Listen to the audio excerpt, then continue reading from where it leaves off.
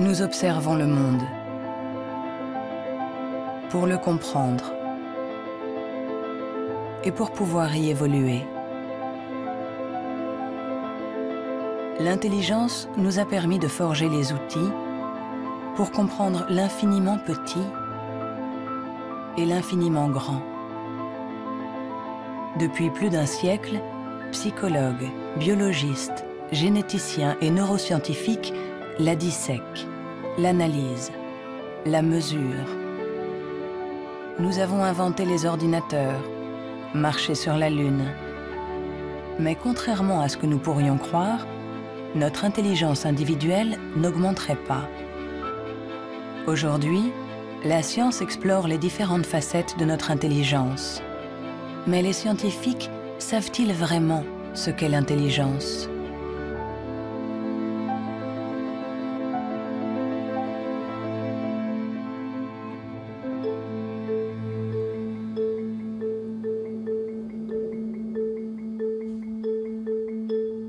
L'intelligence, c'est faire le lien. Assembler différents éléments pour trouver une solution. Pour la comprendre, il faut réussir à la fractionner, en isoler toutes les composantes. Les chercheurs se sont donc penchés sur ces différentes facettes.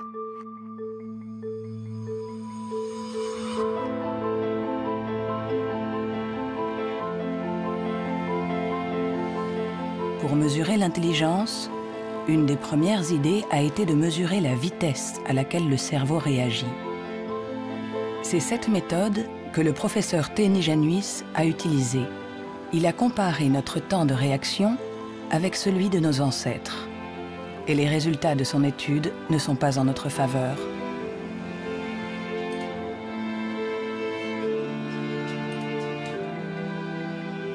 Pour mesurer le temps de réaction, on présente à un sujet une lumière sur un écran et il doit dire, en appuyant le plus vite possible sur un bouton, si elle apparaît à droite ou à gauche. Ce n'est donc pas un réflexe, mais une information simple que notre cerveau doit traiter. Ces études sur le temps de réaction sont très anciennes. Plusieurs d'entre elles ont été faites entre 1860 et 1880 en Grande-Bretagne par Francis Galton, le cousin de Charles Darwin. Il a testé plusieurs milliers de personnes qui étaient représentatives de la population de l'époque. Les gens avaient alors un temps de réaction très rapide. Nous avons donc cherché des études comparables qui auraient été faites durant les 120 dernières années. Et nous en avons trouvé une quinzaine. En les comparant, nous avons pu montrer que durant les 150 dernières années, les gens sont devenus de plus en plus lents.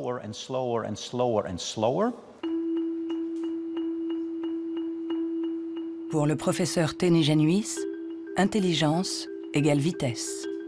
Et notre cerveau mettrait en moyenne 50 millisecondes de plus que celui de nos arrière-grands-parents pour traiter une information simple. 50 millisecondes de plus, ça a l'air ridiculement bref.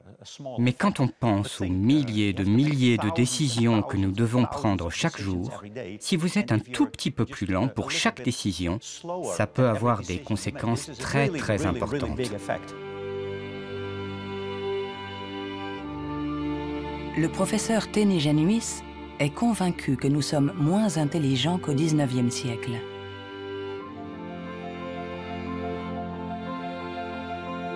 Il en voit la preuve dans l'incroyable inventivité de cette période, marquée par une explosion des innovations, de la créativité, des idées.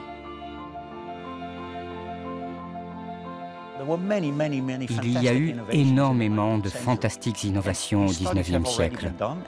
Des études ont montré que le nombre d'inventions par habitant était 4 fois plus important qu'aujourd'hui. Le professeur Teeni Januis pense que notre intelligence est en panne. Elle décline depuis au moins 150 ans. Mais au XIXe siècle, Sir Francis Galton pensait déjà que les Anglais étaient bien moins intelligents que les Grecs de l'Antiquité, qui ne manquaient pas d'esprit brillant. Alors, Qu'en est-il des prédécesseurs des Grecs, les hommes préhistoriques? Eh bien, il est extrêmement difficile de mesurer leur intelligence. Pourtant, à l'Institut Max Planck de Leipzig, on essaye de répondre à cette question en reconstituant le cerveau de nos ancêtres de la préhistoire.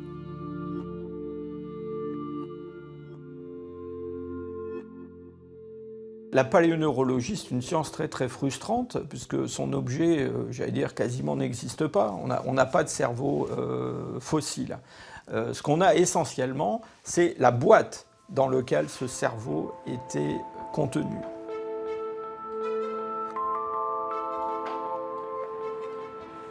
En comparant notre cerveau avec celui des hommes préhistoriques, les scientifiques se sont aperçus qu'il y avait des différences. Des différences de forme, mais aussi des différences de taille. Certains hommes préhistoriques avaient un cerveau plus grand que le nôtre. Quand on sait que tout ce que nous sommes, tout ce que nous pensons, nos souvenirs, notre personnalité, nos émotions, notre langage, tout dépend essentiellement de cet organe, alors est-ce que l'intelligence est directement liée à la taille? Il serait naïf de penser qu'il n'y a pas de lien entre la taille du cerveau et la complexité des comportements, entre guillemets, l'intelligence. On le voit dans le monde animal, hein, les animaux qui sont les plus intelligents, en particulier les cétacés, certaines formes de dauphins par exemple, sont des formes qui dans le monde animal ont de très grands cerveaux, un grand nombre de neurones. On retrouve chez eux quelque chose qui rappelle ce qu'on trouve chez les primates, les grands primates, et chez l'homme. L'évolution a fait croître la taille de notre cerveau pendant 2 millions d'années, pour atteindre son maximum il y a 15 000 ans environ.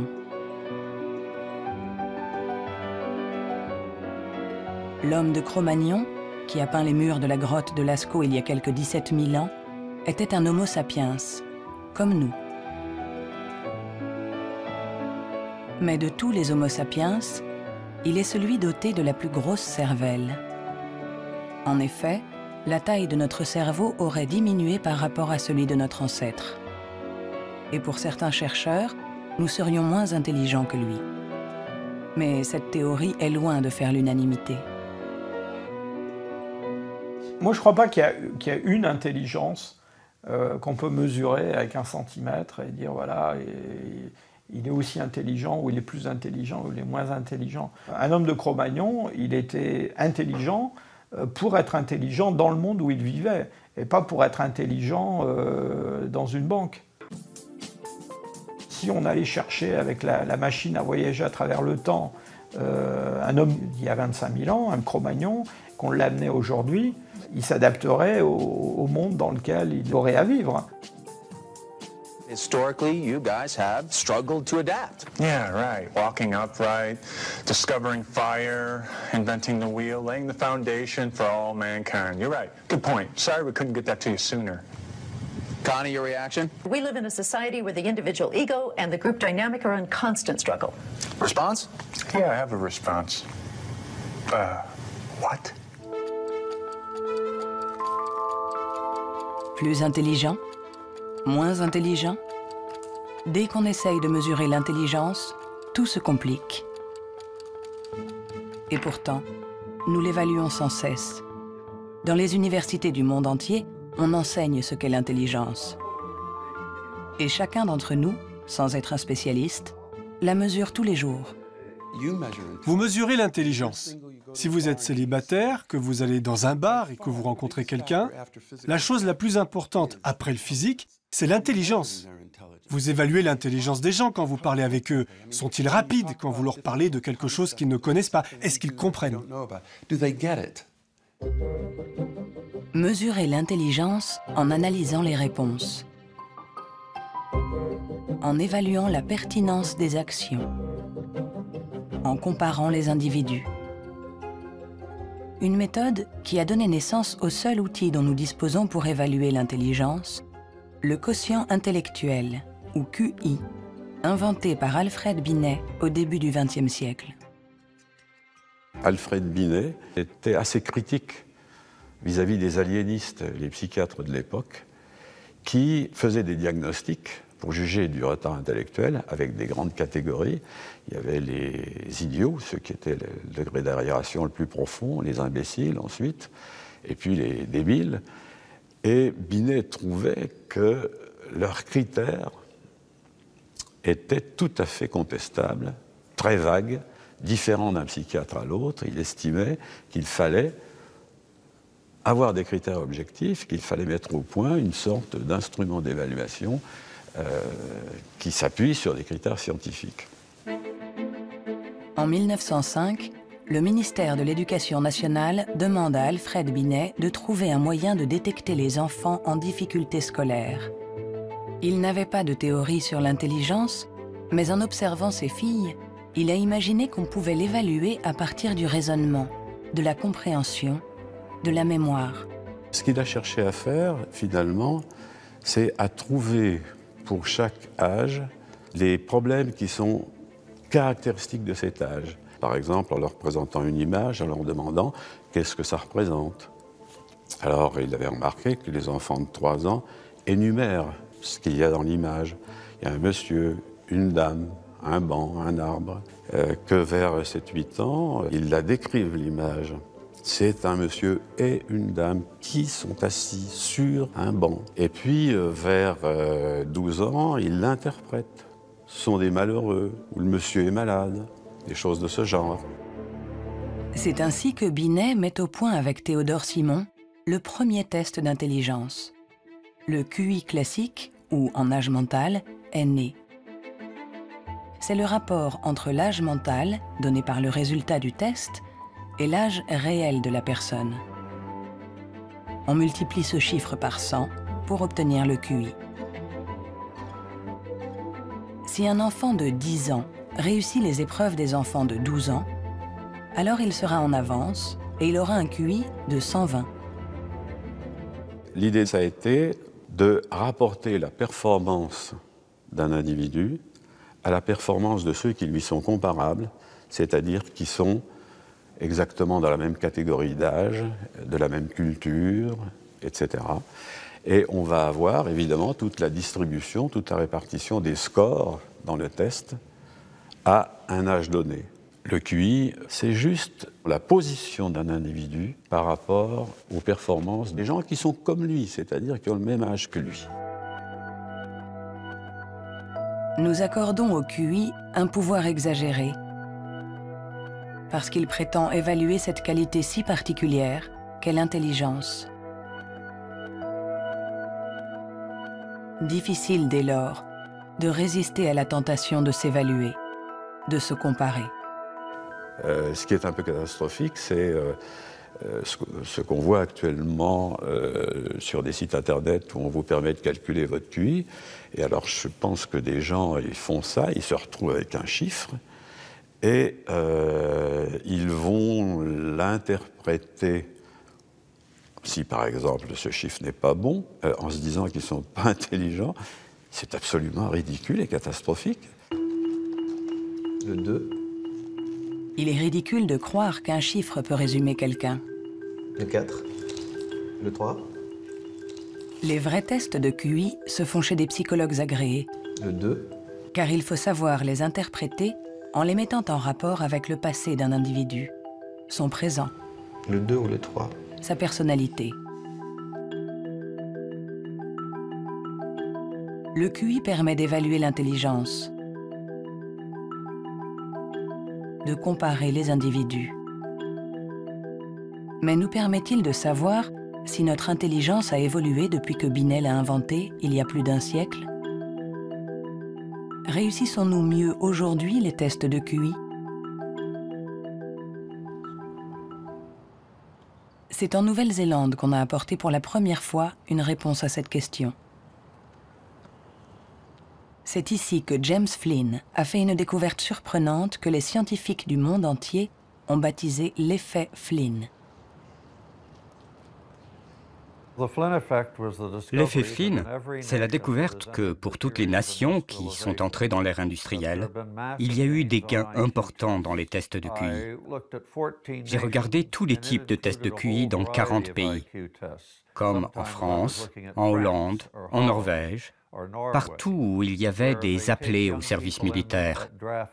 On leur donnait exactement le même test chaque année, et les gains sont évidents. Il y a 1 ou 2 générations, les gens avaient en moyenne 30 réponses justes sur 60, alors qu'aujourd'hui, ils en ont 45.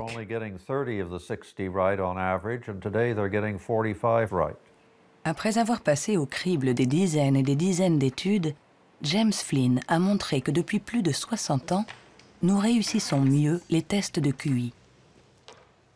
Est-ce que cela signifie que nous serions devenus plus intelligents que nos grands-parents?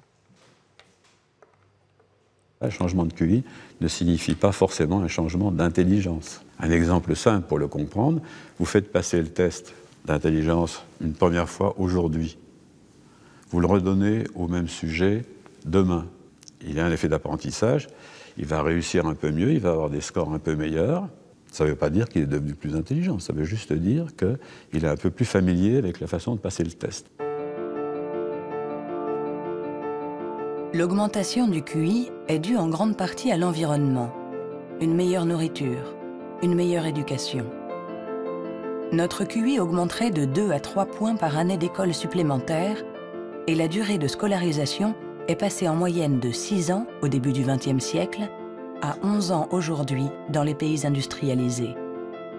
Tous ces effets se sont additionnés et ont fait augmenter les scores de QI.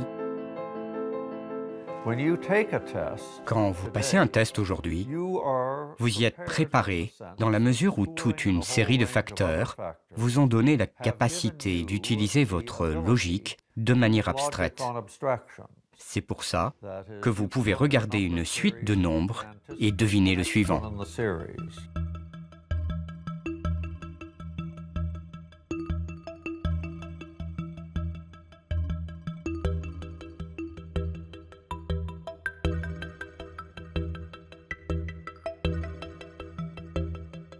Avec l'intelligence, il ne faut pas se fier aux apparences. De meilleurs scores au test de QI ne nous disent pas que nous serions plus intelligents. Nous sommes juste mieux préparés pour réussir des tests de QI. Notre intelligence est comme un muscle que nous avons entraîné pour en exprimer tout le potentiel. Mais à force de nous entraîner, nous avons peut-être atteint nos limites. Les chiffres le prouvent.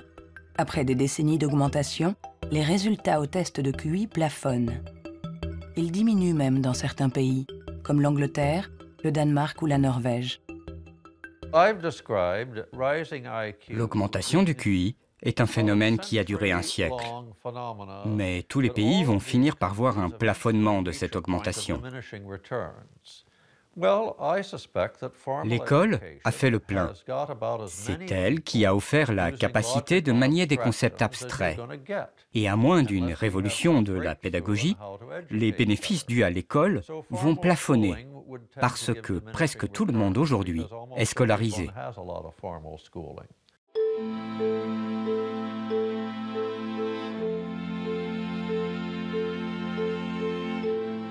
Un QI qui stagne.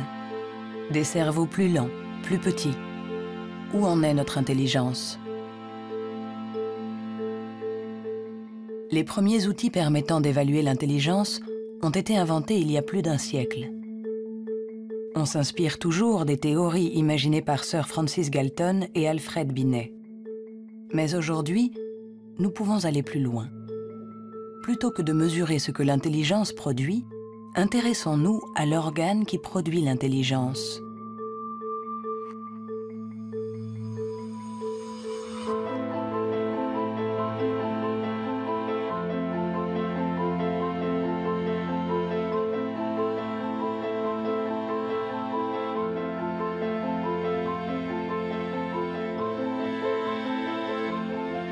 Richard Ayer est psychologue et neuroscientifique à l'Université de Californie, Irvine. Depuis plus de 30 ans, il essaie de savoir à quoi ressemble un cerveau intelligent. Grâce aux progrès faits par l'imagerie cérébrale ces dernières années, il cherche, avec son collègue le professeur Rex Jung, où, dans le cerveau, se niche l'intelligence. Nous regardons le cerveau de Richard Ayer, un très joli cerveau. Le docteur Ayer est une personne brillante, intelligente, et nous voyons toutes les régions qui sont le support de son intelligence.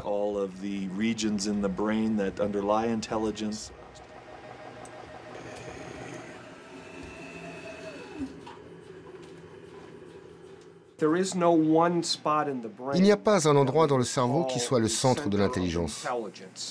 Les gens pensaient qu'il y avait un centre de l'intelligence à l'avant. Mais les recherches ont montré que lorsqu'on fait des tests d'intelligence à l'intérieur d'un scanner, on peut voir que la communication entre l'avant et l'arrière est très importante pendant que l'on résout les problèmes. Le professeur Ayer a été l'un des pionniers dans l'utilisation des techniques de neuroimagerie moderne. Sa première étude date de 1988.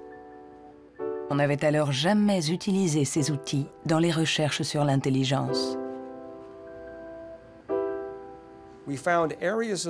On a trouvé des zones du cerveau qui s'activaient quand les gens passaient des tests d'intelligence. Mais le choc, la surprise, c'était que plus ces zones étaient actives, moins les résultats du test étaient bons. C'était à l'opposé de ce qu'on attendait. À chaque fois qu'en science, on a un résultat à l'opposé, c'est vraiment intéressant.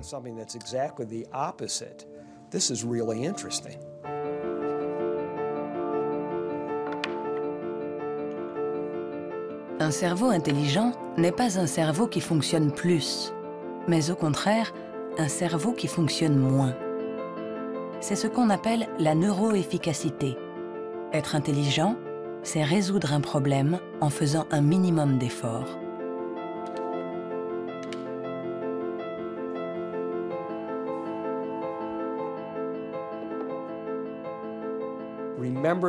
Souvenez-vous de la première fois que vous avez conduit une voiture.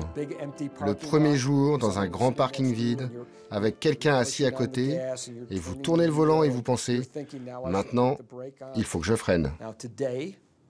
Mais aujourd'hui, vous conduisez au milieu de la circulation dans une ville que vous ne connaissez pas, et malgré ça, vous pouvez discuter avec quelqu'un. Votre cerveau est bien plus efficace pendant que vous conduisez. Donc, les hauts niveaux d'intelligence ne sont pas forcément liés à un cerveau qui travaille plus, mais à une transmission plus efficace de l'information entre les zones importantes du cerveau.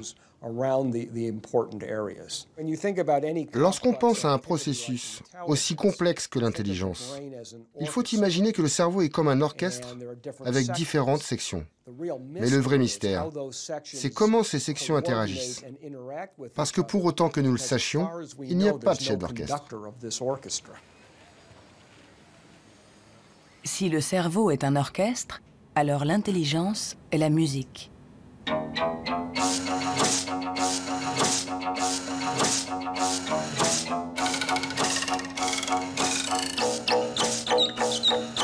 Nous commençons à déchiffrer la partition, mais nous ne savons toujours pas comment les musiciens parviennent à jouer ensemble. À l'université de la Sorbonne, le professeur Olivier Houdet est à la recherche de ce chef d'orchestre. Pour le trouver, il mesure l'activité électrique du cerveau pendant que des enfants résolvent des problèmes. Ce qui l'intéresse, c'est ce qu'il appelle les bugs de l'intelligence. Si vous présentez à un enfant ce dispositif avec 1, 2, 3, 4, 5 babards écartés ou 5 babards resserrés, et vous demandez à l'enfant, y a-t-il le même nombre de babards au-dessus et en dessous, jusqu'à 6-7 ans, tous les enfants du monde vont vous répondre « Ah ben non, il n'y en a pas pareil, il y en a plus là parce que c'est plus long ». Le cerveau de l'enfant est donc piégé par l'intelligence, c'est-à-dire visio-spatiale, selon laquelle longueur est égale à nombre. Dans le cerveau, ça se traduit par le fait qu'on a des chemins neuronaux différents pour résoudre une même tâche.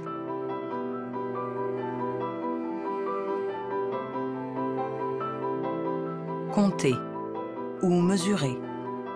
Il y a toujours plusieurs solutions à un problème. Et notre cerveau est sans cesse en train de lutter pour inhiber les mauvaises stratégies.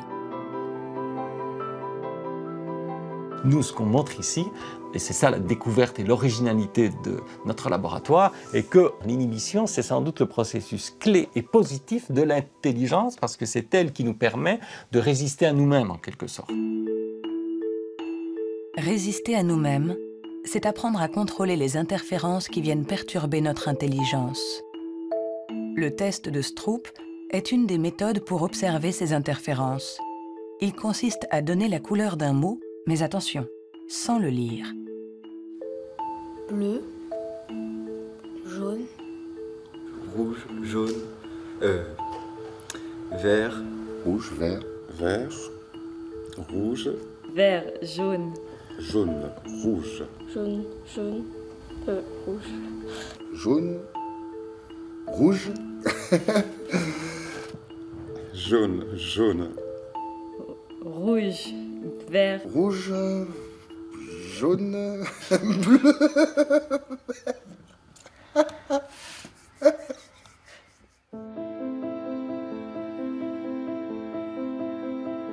Pour résoudre un problème, nous sollicitons différentes régions du cerveau reliées entre elles, mais qui sont parfois en compétition. Mais comment ces différentes zones communiquent-elles? C'est ce à quoi s'intéresse le professeur Douglas Fields à l'Institut national de la santé de Washington.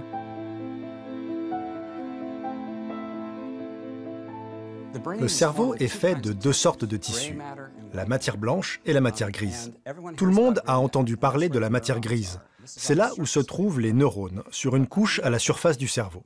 Mais en dessous, il y a des milliards de connexions, de câbles, des axones qui connectent les neurones. Et c'est blanc parce que ces axones ont une gaine isolante formée d'une membrane qui est de la myéline.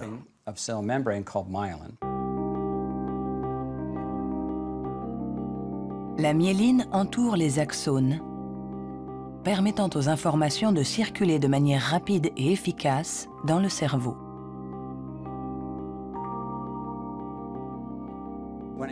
Quand un enfant naît, son cerveau n'est pas mature. Ses fonctions sont minimales. Un bébé ne peut quasiment rien faire. Il ne peut pas se nourrir, il ne voit pas vraiment, il ne sait pas marcher ni redresser la tête. C'est parce que notre cerveau est façonné en permanence par notre environnement. Et une des choses les plus intéressantes avec la myéline, c'est qu'elle se forme après notre naissance.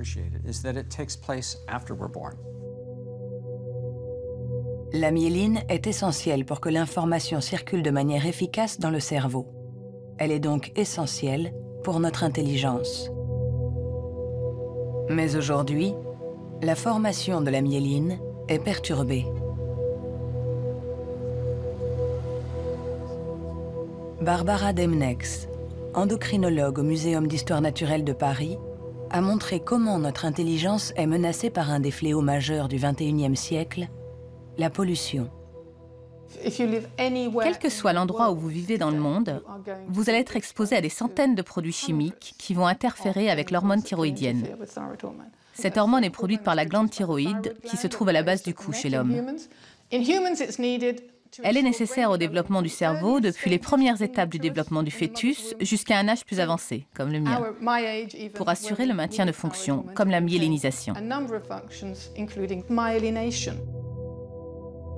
L'Autorité européenne de sécurité des aliments a analysé 297 pesticides. Plus d'une centaine d'entre eux perturbent le fonctionnement de l'hormone thyroïdienne.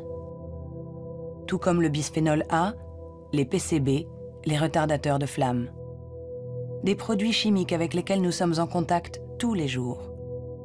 L'équipe de Barbara Demnex a montré qu'ils ont la particularité de bloquer les récepteurs spécifiques de l'hormone thyroïdienne sur chacune des cellules de notre cerveau. Et les effets sont considérables. Ce sont des preuves solides. On a regardé, les scientifiques ont regardé, les niveaux d'exposition chez les femmes qui ont des enfants.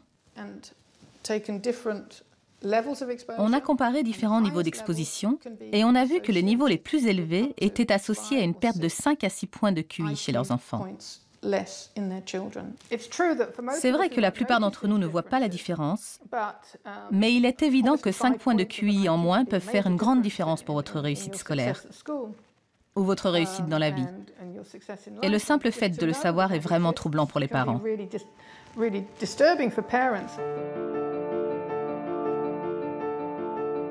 Notre intelligence nous a permis de créer un monde complexe au prix de la dégradation de notre environnement. Et nous pourrions en payer le prix si cette dégradation perturbe la formation de notre cerveau, en agissant sur la myéline par exemple. Mais si ce phénomène se confirme, comment le gérer? Pendant plus d'1 siècle, on a pensé que tous nos processus mentaux n'étaient dus qu'à l'activité électrique des neurones. Mais aujourd'hui, les neurobiologistes ont commencé à explorer un nouveau continent. Il n'y a que 15% des cellules du cerveau qui sont des neurones. Le reste, qui représente 85%, ne communique pas grâce à l'électricité. On l'appelle la glie. De nouvelles méthodes nous ont permis de voir avec surprise que les cellules gliales communiquent entre elles et avec les neurones. On est à la pointe des recherches sur le cerveau, car il y a là un changement fondamental dans la manière dont on pense que le cerveau fonctionne au niveau cellulaire. Les cellules gliales, des cellules bien plus nombreuses que les neurones et qui forment leur environnement. Certaines fabriquent la myéline. D'autres nourrissent les neurones et les protègent. On les appelle les astrocytes. Et une découverte inattendue a montré que les astrocytes jouaient un rôle dans l'intelligence. Tout a commencé avec un génie. En avril 1955, au Princeton Hospital du New Jersey, Thomas Harvey, médecin pathologiste, est en charge de l'autopsie de Albert Einstein. Et ce 18 avril, à 8 h du matin, il décide de voler le cerveau de celui que nous considérons comme l'incarnation du génie. Il espérait, en examinant le précieux organe, percer les secrets de l'intelligence. Après l'avoir conservé caché chez lui pendant 27 ans, il autorisa d'autres scientifiques à l'examiner. Et ils découvrirent quelque chose dans le cerveau d'Einstein qui était peut-être le secret de son intelligence. Le cerveau d'Albert Einstein a été examiné pour voir ce qui le rendait plus intelligent. Et il n'y avait pas de différence sur le nombre de neurones, sur la taille des neurones, il n'y avait rien. Mais son cerveau avait plus d'astrocytes. Et beaucoup de gens se sont intéressés au rôle joué par les astrocytes dans l'intelligence. Les astrocytes. Des cellules gliales identifiées il y a plus d'1 siècle. Mais ces dernières années, les scientifiques se sont aperçus que leur rôle était plus complexe que ce qu'ils imaginaient.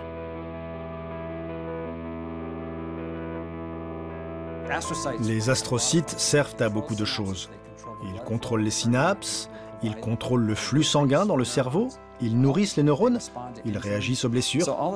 Toutes ces choses étaient considérées comme des tâches ménagères faites par les astrocytes dans le cerveau. Et plein de gens ne les prenaient pas au sérieux. Jusqu'à ce qu'on réalise que ces tâches ménagères font que l'astrocyte contrôle le neurone. Un astrocyte humain contrôle des centaines de neurones, bien plus que ce que peut faire un astrocyte de souris par exemple. En se basant sur cette observation, une équipe de l'Université de Rochester a mis au point une expérience fascinante. Pour mieux comprendre l'intelligence humaine, ils ont décidé de lui faire franchir la barrière des espèces. Ils ont greffé des astrocytes humains dans le cerveau de souris.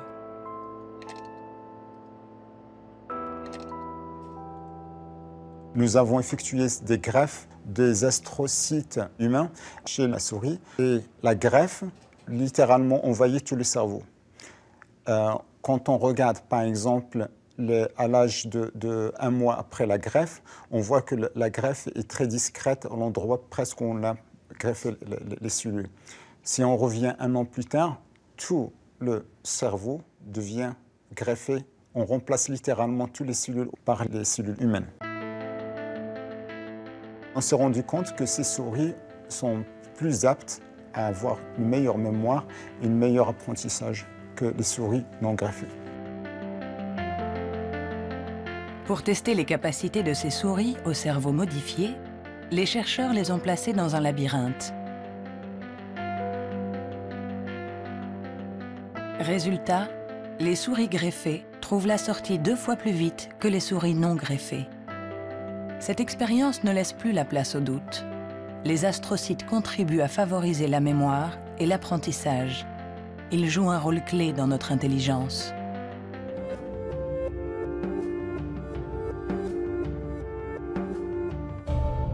L'intelligence se reflète dans le fonctionnement du cerveau.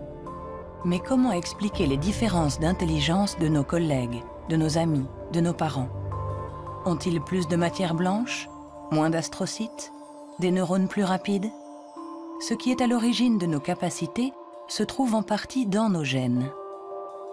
Robert Plomine est généticien comportementaliste.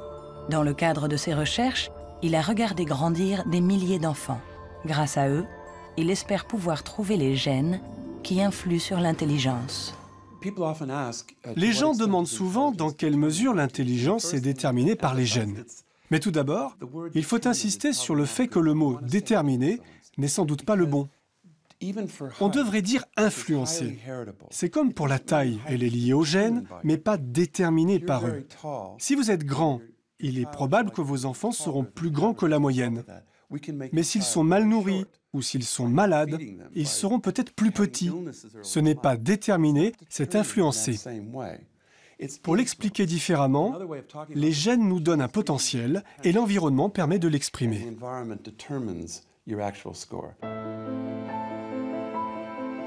Pour comprendre les relations complexes entre gènes et intelligence, Robert Plomine fait passer des tests à des milliers de jumeaux.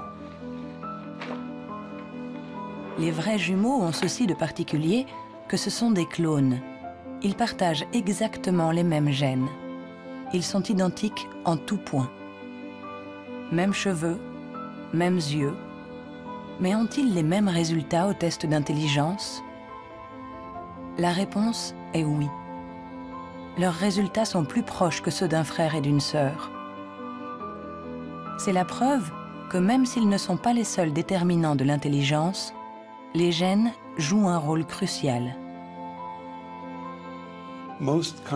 La plupart des pays dans le monde, plus de 100 pays, disposent maintenant de registres de jumeaux, car ils reconnaissent l'importance de la méthode des jumeaux pour estimer l'influence des gènes. La prochaine étape de nos recherches est d'essayer de trouver les gènes responsables de l'intelligence. Pour cela, Robert Plomine utilise des puces à ADN capables de détecter plus d'1 million de marqueurs génétiques. En comparant l'ADN de tous ceux qui ont eu de bons résultats au test, il cherche à voir si certains gènes apparaissent plus fréquemment. Mais l'identification précise de ces gènes s'est révélée beaucoup plus compliquée que ce qu'il espérait.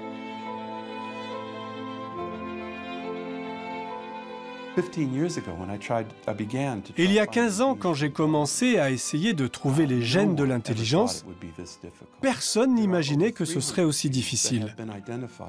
On a identifié plus de 300 gènes qui influent sur l'intelligence. Et le problème, c'est qu'on en a identifié seulement 1%.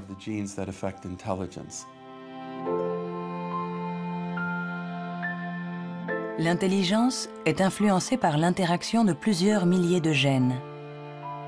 Ils forment un réseau d'une complexité inouïe, d'autant plus qu'ils produiraient des effets différents selon la région du cerveau où ils s'expriment.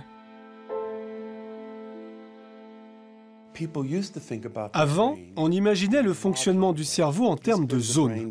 Cette zone gère le langage, celle-ci fait autre chose. Le corps calleux relie les hémisphères. Beaucoup de gens aujourd'hui ont réalisé que c'était une fiction, que le cerveau agissait de manière plus globale. Et si on regarde ça du point de vue génétique, cela rend les choses plus claires, parce que la plupart des gènes qui agissent sur le cerveau affectent beaucoup de régions différentes.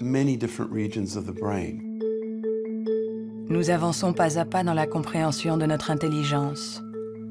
Les scientifiques affinent les outils pour la mesurer. Mais la question qui se pose est l'usage que nous en ferons.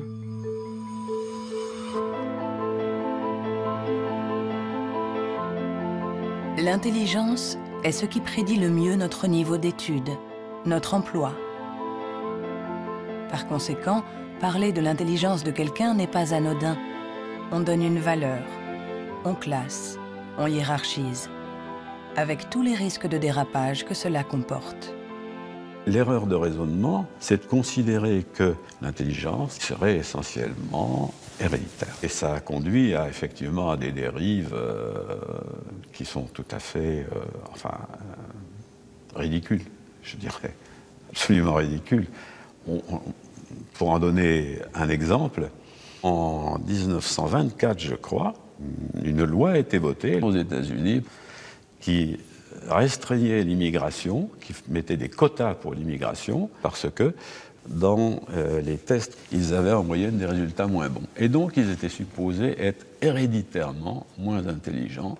Il fallait qu'il en vienne moins aux États-Unis pour ne pas faire baisser la moyenne. On les accueillait, vous savez, dans Ellis Island, cette petite île qui est en face de New York, et pas mal d'entre eux ont été renvoyés, et notamment ceux qui, dans les années 30, commençaient à sentir la montée du nazisme, je pense aux Juifs de l'Europe de l'Est, par exemple, et qui ont été refoulés pour des raisons absolument idiotes. On a longtemps cru qu'on ne pouvait pas échapper à ses origines. Notre hérédité était supposée contrôler nos vies. La science, depuis, nous a heureusement éloignés de cette vision déterministe. Mais l'intelligence est un sujet à part, un sujet si sensible que les faux pas et les excès ont marqué son histoire. William Shockley, physicien visionnaire, prix Nobel pour sa découverte du transistor, se montra moins brillant lorsqu'il décida de se pencher sur l'étude de l'intelligence. Dr. Shockley, if you could answer it yes or no, I would appreciate it. Do you believe that black people are inferior in intelligence because of their heredity? What I say is this. My research leads me, and it's a tragic conclusion, really, my research leads me inescapably to the opinion that the major cause of the American Negro's intellectual and social deficits is hereditary and racially genetic in origin, and thus not remediable to a major degree by practical improvements in environment. Then what do you see as the solution to the problem? I would propose that you would offer a bonus to everyone to be sterilized. The offer is based upon the best estimates, best scientific estimates that one can have of any genetically carried disabilities. 1974, c'était tout juste hier, une époque pas si lointaine où certains se servaient du QI pour justifier des théories racistes, pour exclure ceux qui étaient différents. Joseph Chovanec est atteint du syndrome d'Asperger, une forme d'autisme qui peut cohabiter avec un QI élevé. Diplômé de Sciences Po, docteur en philosophie, écrivain. À 6 ans, il ne disait pas un mot. Aujourd'hui, il parle 7 langues, dont l'hébreu, l'arabe, le perse et l'azerbaïdjanais. Je fais partie de ces enfants qui étaient promis à la poubelle. Pendant très longtemps, on nous a dit que les personnes autistes étaient déficientes intellectuelles. On a posé presque comme synonyme déficience intellectuelle et autisme. Alors qu'aujourd'hui, on sait bien que ce n'est pas le cas.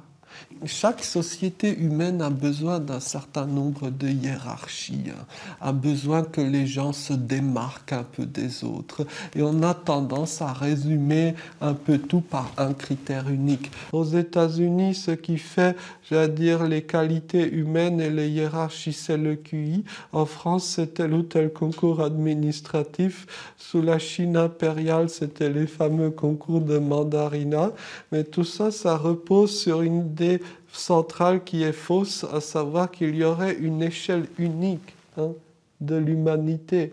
Et forcément, celui qui prône ce genre de théorie se place lui-même tout au sommet. C'est toujours comme ça. L'intelligence comme échelle unique de l'humanité. Mais peut-on résumer l'humain à une seule dimension?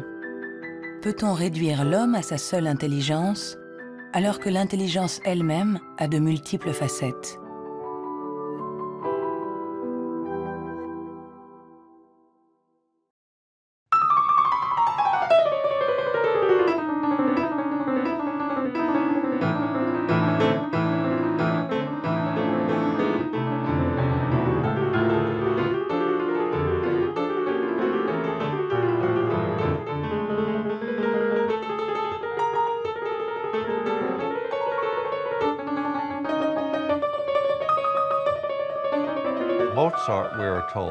Mozart, dit-on, pouvait avoir à l'esprit une symphonie en entier. Si vous suivez une symphonie, vous devez suivre son développement dans le temps. Mais lui, il avait conscience de sa globalité. C'est un peu le même niveau de complexité que pour un mathématicien qui pense à 7 ou 8 formules et voit toutes les connexions possibles entre elles. Alors on peut toujours objecter. Est-ce que l'intelligence musicale est une forme d'intelligence?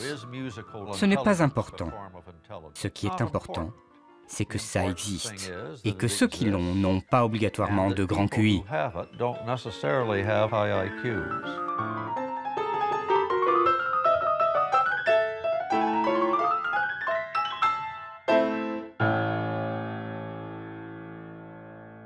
Il y a eu toujours une résistance à considérer qu'il y avait des formes d'intelligence différentes et une espèce de propension à vouloir déterminer un QI général, ce qui voudrait dire qu'on a une intelligence unidimensionnelle, voilà, et vous êtes plus ou moins haut sur cette dimension. Et la conception contradictoire, c'est qu'il y a plusieurs formes d'intelligence et en réalité, vous pouvez être assez haut sur une des dimensions d'intelligence, sur un de ces aspects, et puis assez bas sur un autre. Le débat est aussi ancien que les premières études sur l'intelligence. En effet, les scientifiques se sont aperçus que quelle que soit la méthode utilisée, ils n'arrivaient pas à évaluer l'intelligence avec une échelle unique.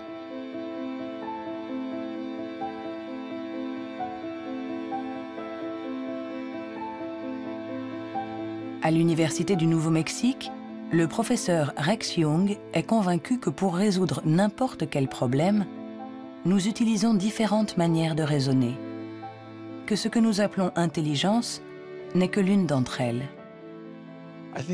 Je pense que la créativité est un autre mode de fonctionnement du cerveau. Je cherche à savoir si elle est différente de l'intelligence. Est-elle similaire? Est-ce que c'est la même chose ou bien est-ce différent? J'en suis arrivé à la conclusion que la créativité est un processus de raisonnement fondamentalement différent.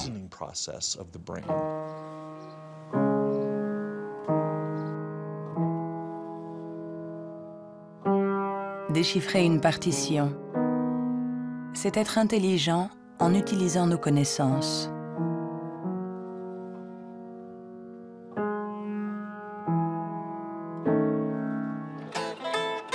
Improviser, c'est être intelligent en inventant, en étant créatif.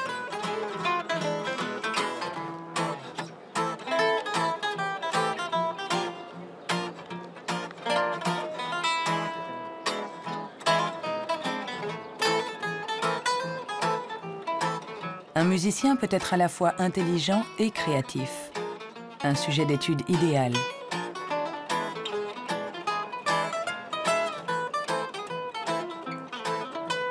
Le professeur Jung a examiné de nombreux cerveaux pour savoir comment intelligence et créativité peuvent cohabiter.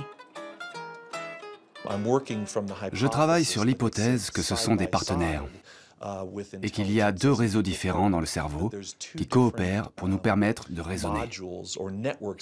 L'un est un type de raisonnement intelligent, l'autre est un type de raisonnement créatif. Je pense que les deux sont extrêmement importants. Nous sommes très proches de comprendre comment ils fonctionnent.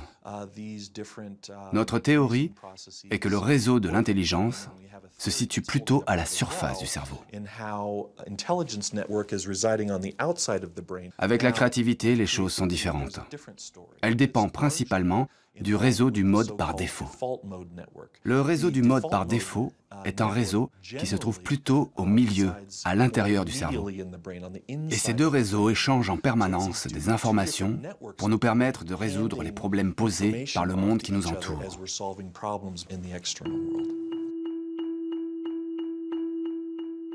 Nous avons tous expérimenté cette sensation d'une idée surgissant de nulle part avec la force de l'évidence.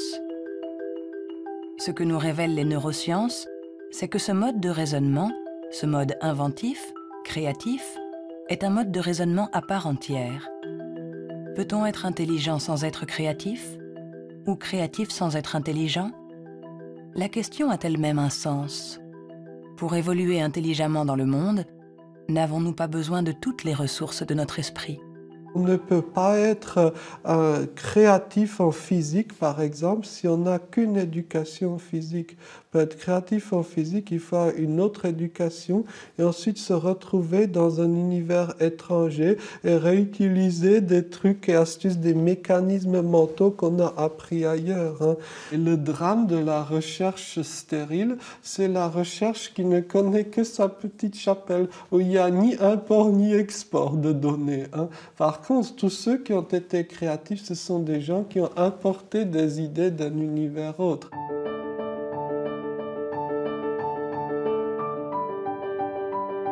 Les liens se tissent, le tableau se dessine. Les scientifiques assemblent petit à petit les différentes composantes de notre intelligence. Mais le monde évolue, et l'intelligence aussi. Notre cerveau est en permanente évolution. Il permet à notre intelligence de s'adapter aux problèmes que nous devons résoudre, aussi multiples et variés que nous pouvons l'être. Quand j'étais enfant, je savais que je ne fonctionnais pas comme les autres. J'avais cette conscience-là. Cela m'a donné à réfléchir et cela m'a amené à imaginer le monde pluriel. Imaginer le monde où il n'y a pas un seul axe, que ce soit de classement ou de valorisation, mais un grand nombre d'axes. Et j'ai dit, la vraie intelligence du monde, n'est-ce pas de savoir réfléchir de façon plurielle, de savoir prendre en compte plusieurs grilles de compréhension du monde et non pas une seule. Le rôle de la science n'est peut-être pas de dire si nous sommes plus ou moins intelligents que nos voisins ou que nos ancêtres, mais de nous aider à comprendre comment notre cerveau fonctionne. On saura alors non seulement réparer notre intelligence, mais on saura aussi l'améliorer pour tisser des liens entre nous et la diversité de ce qui nous entoure.